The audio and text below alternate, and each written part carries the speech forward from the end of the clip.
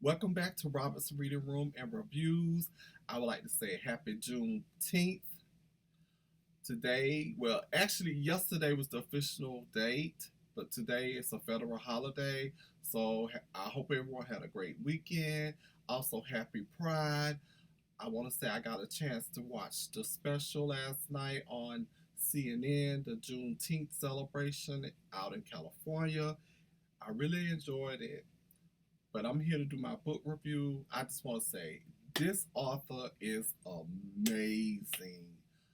Love his work. I had a chance to be in his presence twice, and it was a enjoyable experience just to be in a room with him, hear him read some passages from one of his books. It was just great. And I will tell you where that happened and when in a little bit. But I just want to say, I just finished his latest novel, and I wanted to say, excellent, excellent, excellent. No further ado, I am talking about Don't Cry for Me by Dr. Daniel Black. And the reason why I call him Daniel Black, because he's a professor at Clark, Atlanta. My first time being in his presence was, I want to say it was 2010 or 11. It was at the Decatur Book Festival that they have here in Decatur, Georgia. And he was reading from Perfect Peace. If you have not read Perfect Peace by Daniel Black, I don't know what to tell you. You are missing out. That book is amazing. I've read all of his books, and I have all of his books. The only one I haven't read was Listen to the Lamb. I'm going to read it. I'm going to get to it. The second place I had a chance of being in his presence was at his book signing at Clark, Atlanta. I want to say it was in the fall because I knew it was during football season. And that book signing was for 12 Gates to the City, which is the sequel to They Tell It of a Home. A Sacred Place is another novel by him. I just want to say, when I'm reading his books, I feel like I'm in church because the way he just explained these paragraphs and talk about things. I mean, he is a excellent storyteller, historical at that. Okay, let me get into this book before I can go on and on and on about Dr. Daniel Black. This book deals with Jacob Swinton, who has a son by Isaac, and Jacob is on his deathbed, and he's writing these letters to his son, Isaac. Isaac is gay, and we're talking about back in the day when Jacob was young himself, and there was no such thing as being gay. And he just couldn't accept his son for who he was. And it tore their relationship. I just want to say, I was reading this book when I first started reading. I'm not gonna do no spoilers, so don't worry, no spoilers. But I am gonna talk around some things that I found very interesting and just did something to me was the Elliot situation. And when he said that him and his friend, I want to say his name was Bobby Joe or something, didn't participate because they knew they would have got a whooping from their father. And they didn't want that. I had to put it down because I was like, wow, you hear stuff like that now, but it's just, you just wouldn't think that things like that took place back in the day, but I'm pretty sure it did.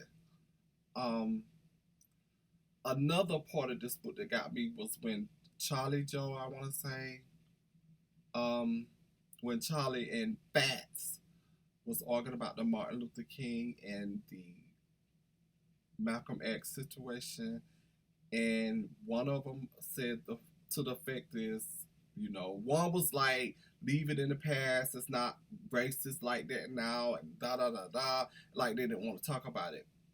I come across black, Afro-American black people today who do not want to accept or don't want to talk about black history and slavery.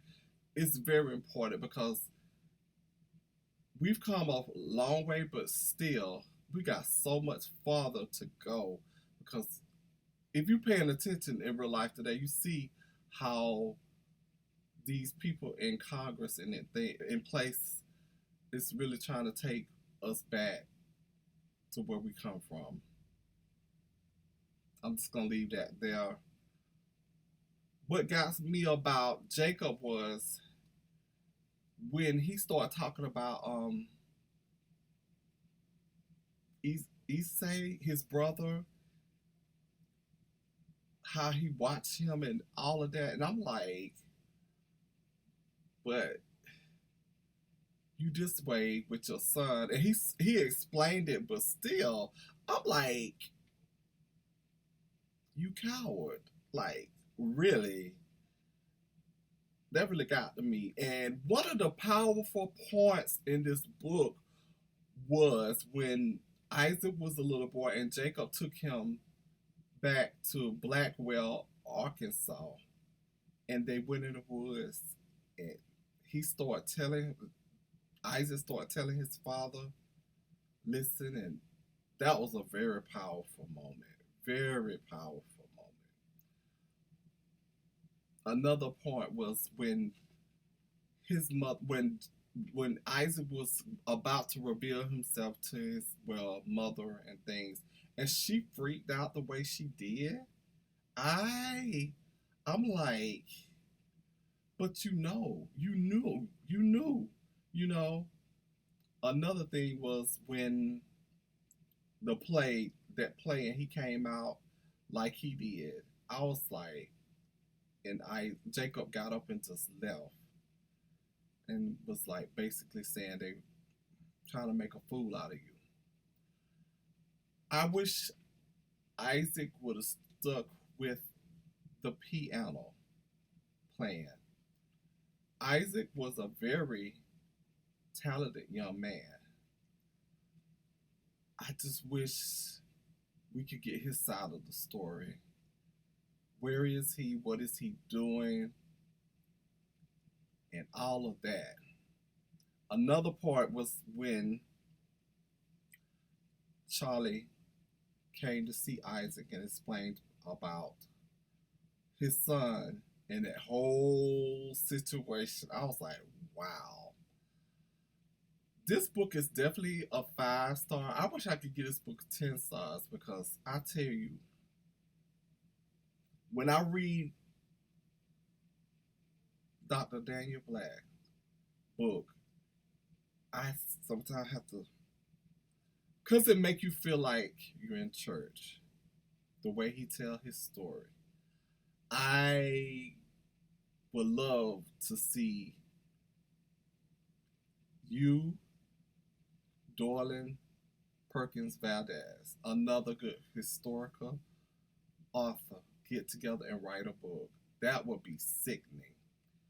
Before I go, I do want to read something that really touched me in this letter that Jacob was writing to his son Isaac.